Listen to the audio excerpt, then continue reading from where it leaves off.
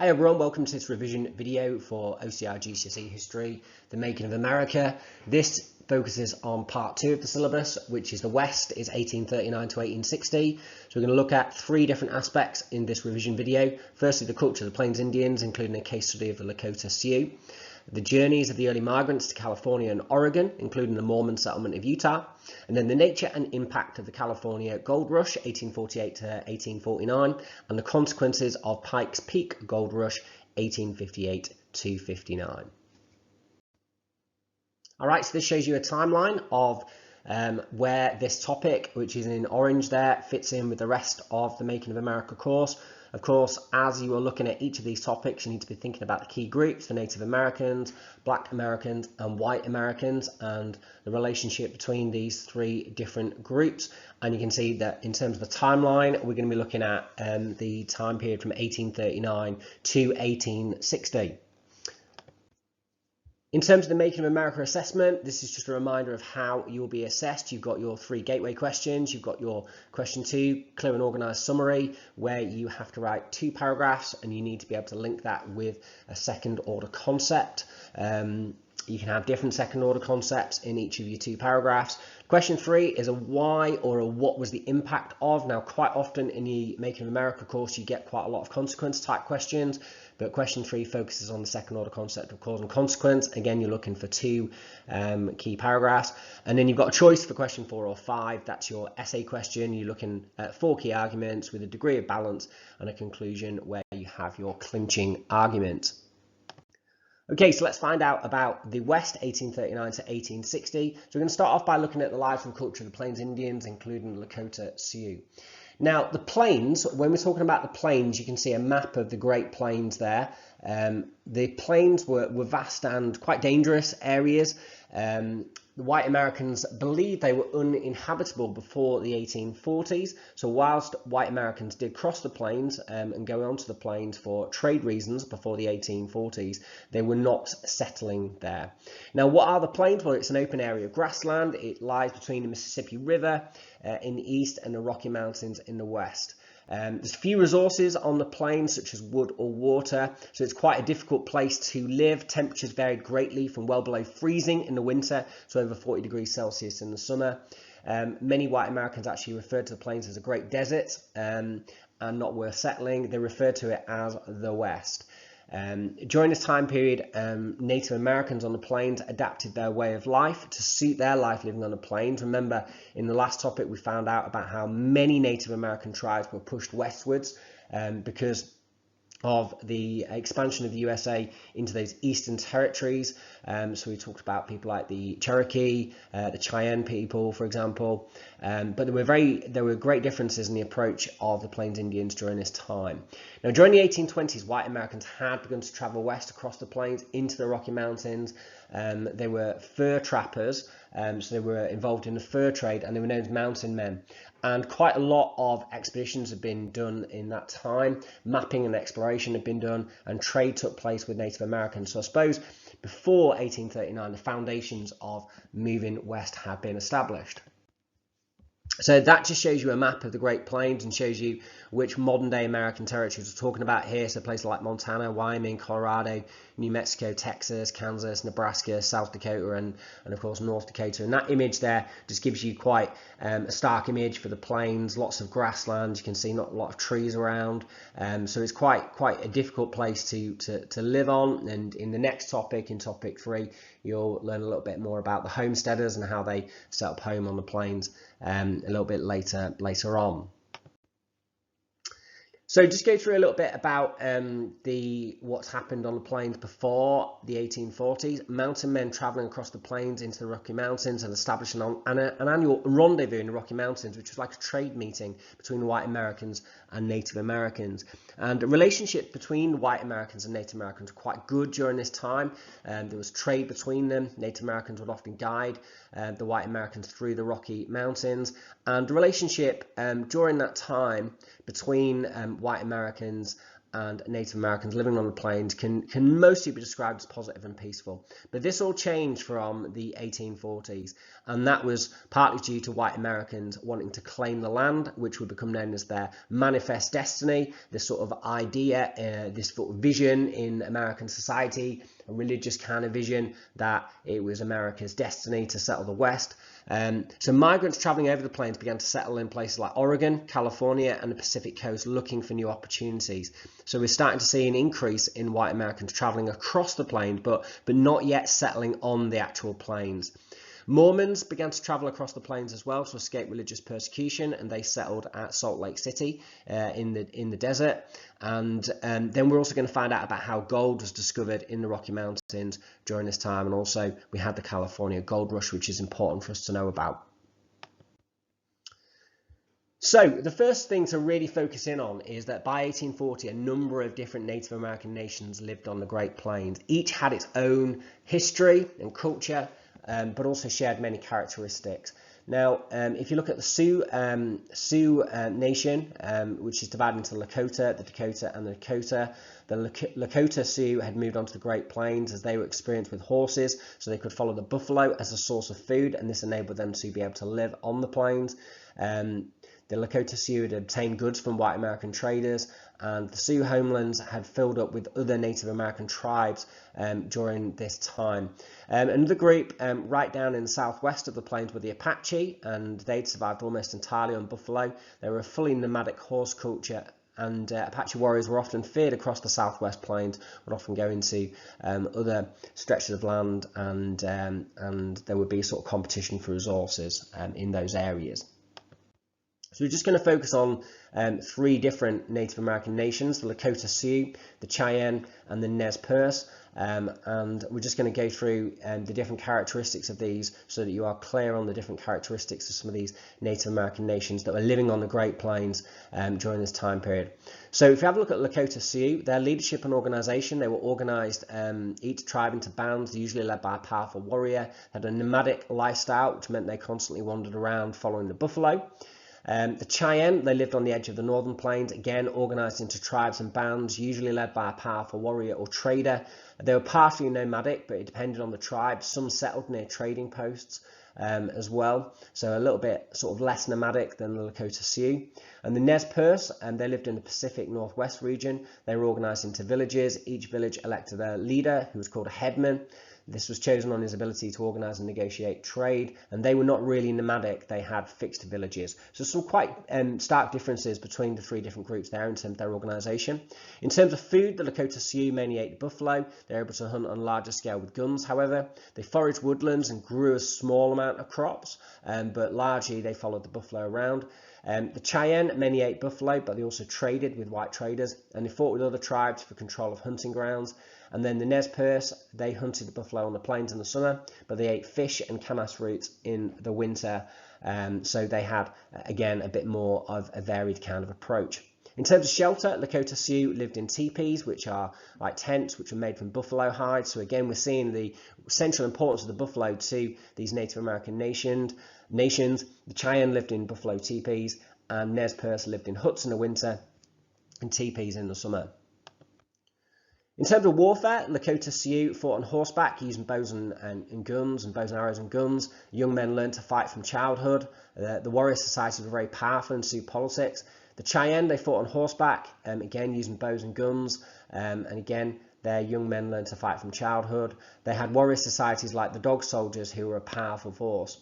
And the Nez Perce, they fought on horses, but only during summer buffalo hunts. They sold horses to other plains tribes. The warrior societies were less influential in Nez Perce society than the role of the headman.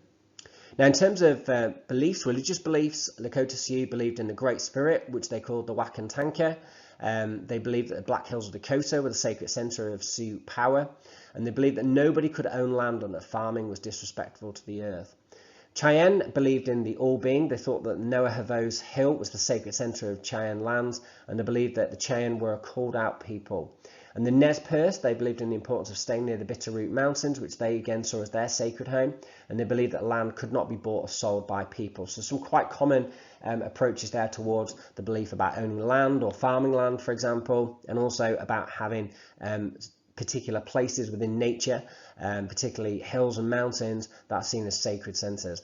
And then relationship with white Americans, the Lakota Sioux were generally hostile to white Americans, fought to keep control of their land. The Cheyennes saw trade with white Americans as key to their survival on the plains, so they brought items to trade with other Native American tribes, and they married into white trading families. The Nez Perce were friendly with white Americans. For example, they helped the Lewis and Clark expedition to the west in 1804-05.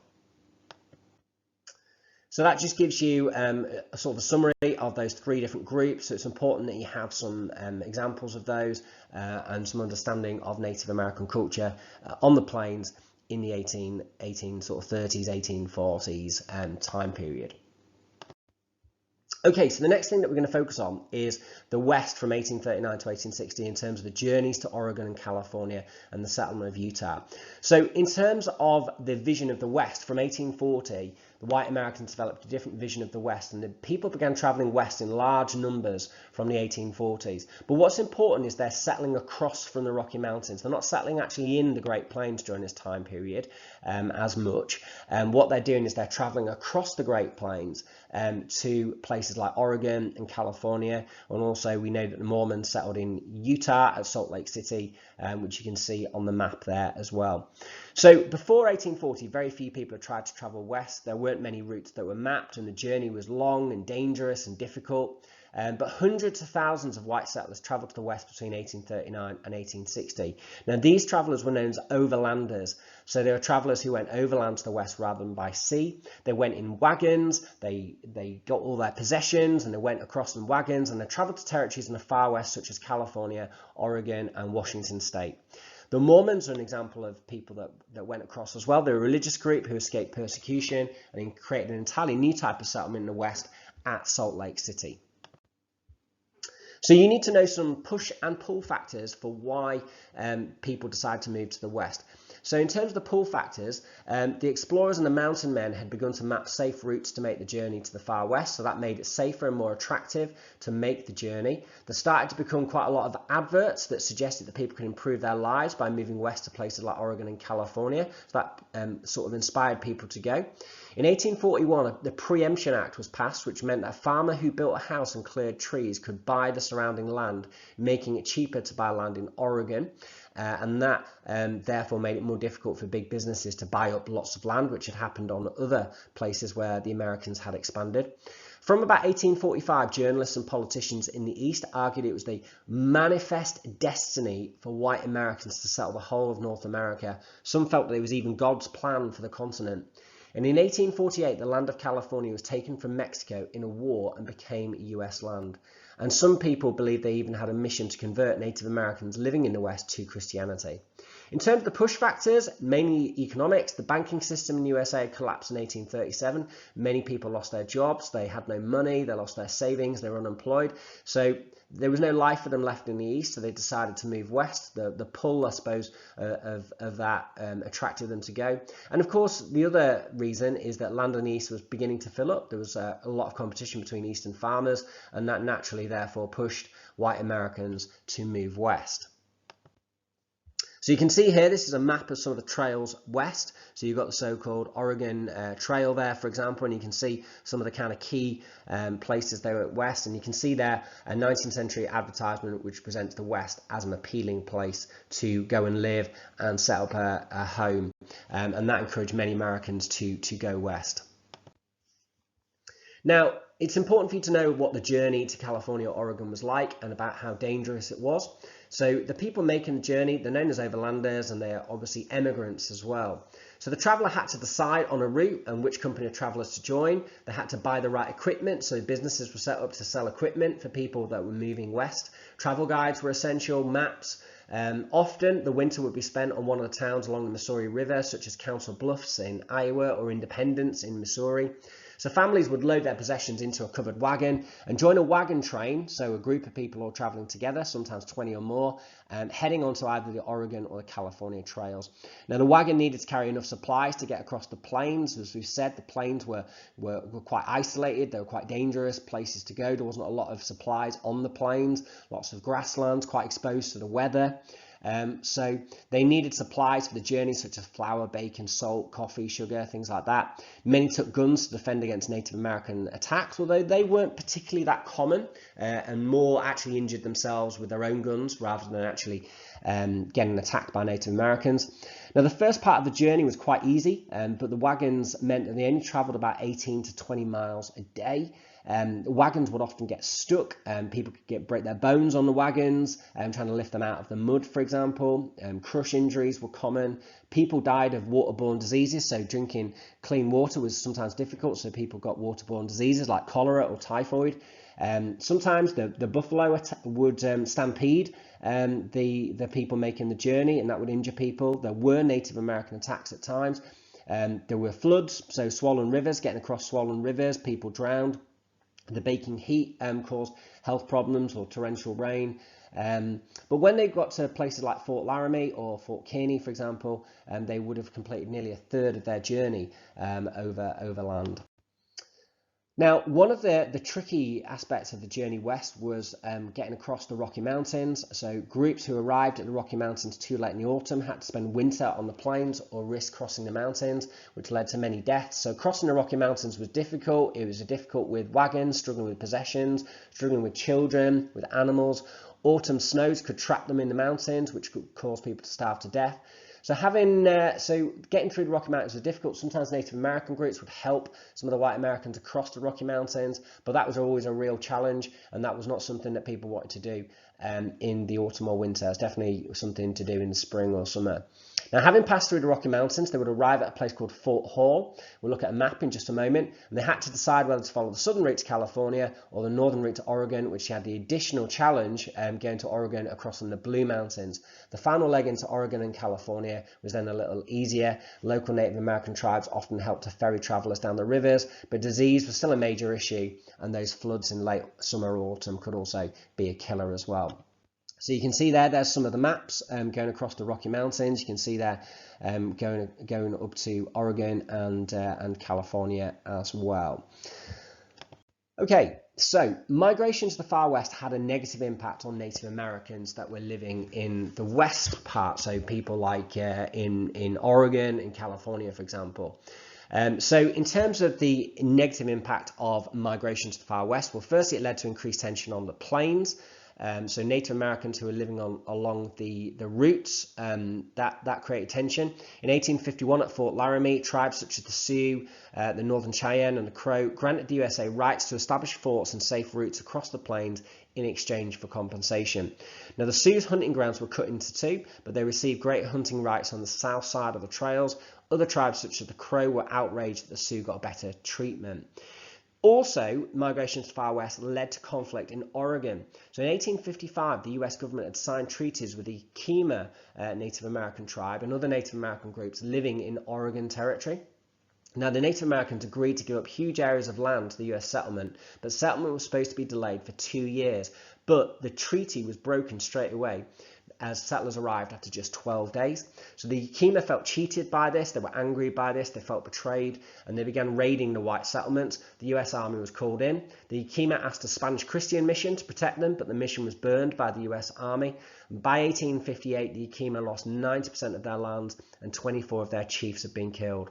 And this is a good example for showing how the relationship between the Native Americans and white Americans was becoming much more of one of conflict rather than peace and collaboration. Now let's have a look at the Mormon settlement of Utah, which is very different from the others due to the organisation of the Mormon Church. Now that's Brigham Young, who lived from 1801 to 1877, and he was the leader of the Mormons. And the Mormons wanted to practice their religion and polygamy, which is marrying many wives, and they also believed in the idea of a shared ownership of land. So Brigham Young, their leader, chose Utah Territory as a place to build a new settlement at a place called the Great Salt Lake, and that would become known as Salt Lake City. And this was established in the 1840s. By 1852, it had a population of 10,000. Now, the city was planned really carefully, had a very elaborate system of irrigation ditches to allow farming to happen. And then the Mormon Church decided how much land each family got. Nobody was allowed, for example, to own things like water. A Mormon temple was built at the center of the city, which was modeled on Paris. The city was modeled on Paris, and Brigham Young became the first governor of Utah in 1850. And you can see there's a map which shows you the location of Utah in the USA, well towards the west side of the USA. Now, in 1848, the US government seized the area around Salt Lake from the Mexicans, which brought the Mormons back into the American control. Now, Brigham Young applied for Utah to become a US state, but it was refused. Utah was added to the USA as a territory, and Brigham Young became its first governor. Now, Mormon settlements continued to grow, but it worried many people back in the East who feared the growth of the Mormon religion. So in 1857, the government sent in troops to Utah to force Young to bring it in line with US laws. A band of Mormons led by John D. Lee massacred some white settlers who they believed were spies, and the scandal forced Young to step down, and Utah was made to follow the laws of the rest of the USA and was brought under control. So there's an interesting example there of another type of settlement that happened in the West with the Mormons. Okay, so let's go on to find out about the two different gold rushes during this time. So there's two main gold rushes during this time, and you need to be able to know about how this caused increased migration to the West, and also what the consequences of the gold rushes were for the West, including the impact on Native American groups as well. So two gold rushes, there's the California Gold Rush of 1848 to 1849, and then there's the Pikes Peak Gold Rush, which is a little bit further east in Kansas Territory, which was in 1858. So in January 1848, gold was discovered at Sutter's Mill in California Territory, and in February 1848, Mexico sold California to the USA. Now, news of the gold rush spread, and by 1849, over 50,000 Americans had headed to California to, quote, strike it rich, and they were known as the 49ers. And we still see that obviously within American culture now with the San Francisco 49ers, for example, in California. Now, Native Americans began to dig for gold too, but they were driven into the mountains. Now, more about that later. California applied to be a state, becoming a state in 1850, and mining towns grew up in the mountains, but it devastated the land, causing flooding, pollution from chemicals, and it harmed the land of Native American tribes as well. San Francisco became the major city. It grew to be a city of 34,000 people, busy trading port, and that was a key kind of consequence of the gold rushes. So one of the immediate consequences of the California Gold Rush was that mining settlements were quickly built for the miners. They were heavily male-dominated and often full of gambling dens and saloons. Many miners forced native peoples from the land so they could set up mining camps. Mining settlements could be quite violent places, with robbery, murder being more common than other types of settlement. Now, women did go to the mining settlements too, but they were quite male-dominated. Some went as prostitutes, but many more made a good living by selling food or doing work for the miners, including things like doing laundry, for example. And you've got a picture there of gold miners working in California during this time period. Small business owners could make a lot of money by selling shovels or gold washing pans, for example. So a whole industry grew up selling maps and supplies and equipment to both in California and to get to California. And after 1852, huge crushing mills, which were machines to get gold out of rock, were needed to extract the gold from the rock. And these crushing mills were funded by businessmen from the East. So it really became big business, and one of the reasons why California became such a wealthy state in America as well. Now, the California Gold Rush had an enormous impact on the West, including the plains and the people who lived there. In 1850, California passed a law which said that all non-US miners had to pay a $20 tax, which forced thousands of Mexicans and Chinese people to leave, and it favored white Americans going over to California and to profit from the gold rush. San Francisco grew to have around 56,000 people living there by 1860 and was the 15th largest city in the country. Mining led to environmental destruction, though, in California, clogging rivers with silt, putting harmful chemicals in the water. High-powered water jets were used to release quartz from the mountains, which led to the erosion of hillsides. Flooding washed whole towns away, and the mining activities devastated lands that had been used by Native Americans. Lumbering and farming spread across California, and that would eventually create the demand for better east-west connections and create pressure for the railroad.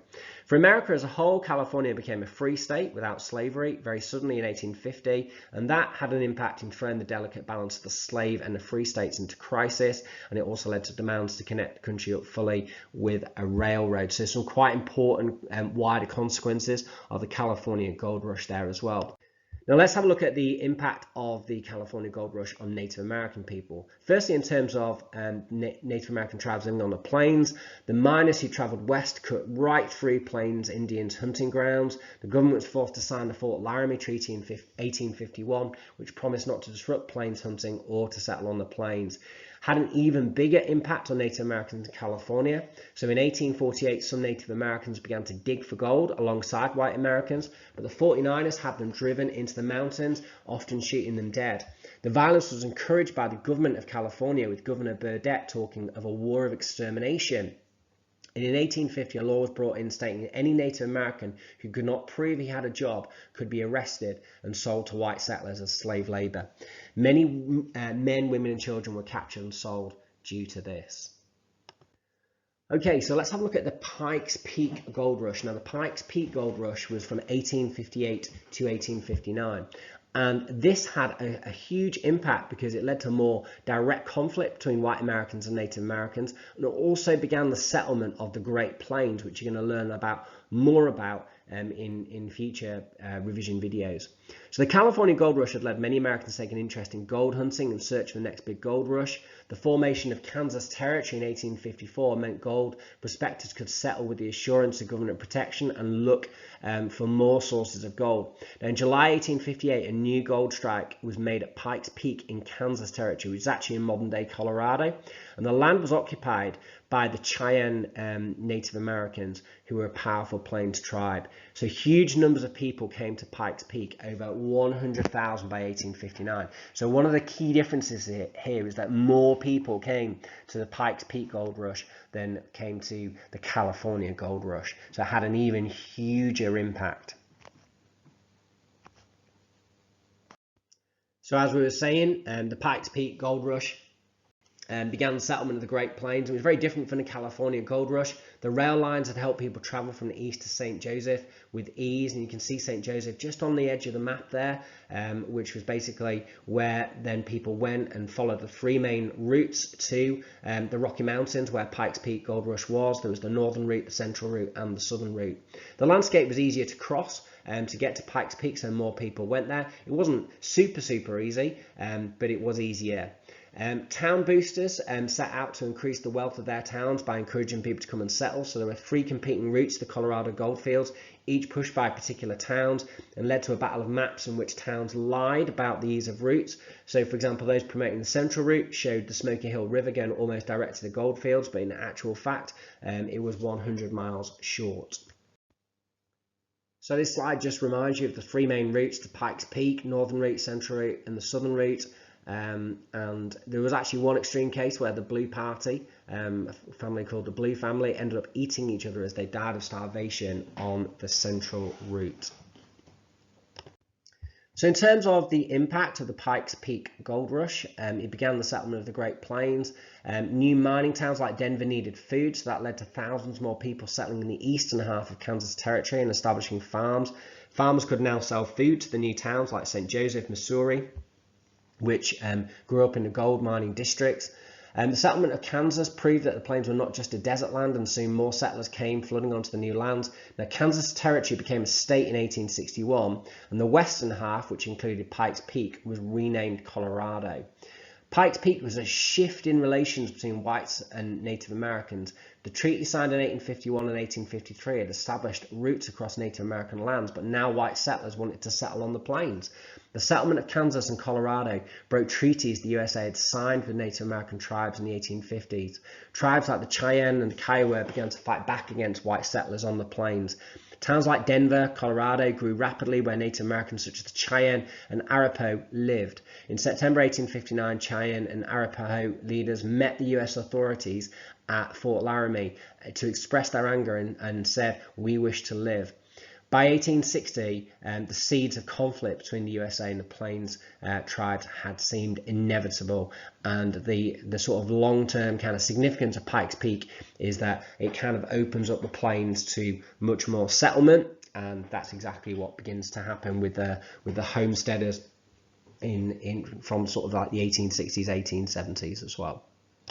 Okay, so that was a revision video for topic 2 of Making of America. Thanks for listening. Hope you found that useful. Bye-bye.